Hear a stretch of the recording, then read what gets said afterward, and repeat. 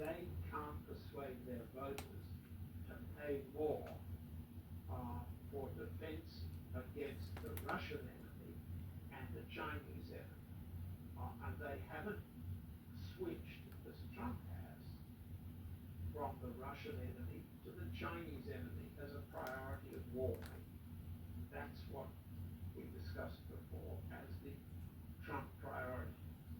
One war, or 1.5 wars at a time.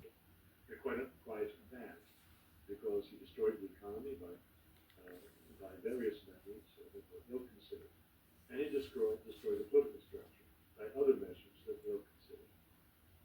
And the political commentators on the talk show one of the two main talk shows that I follow, even so, they were saying the Americans are headed for the same chaos that we had, and they were sort of laughing about it, but they were serious at the same time. But they sounded familiar. We've been there before.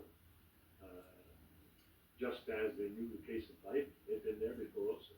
They had their own problem of superannuated, senile, or physically disabled leaders in going from the end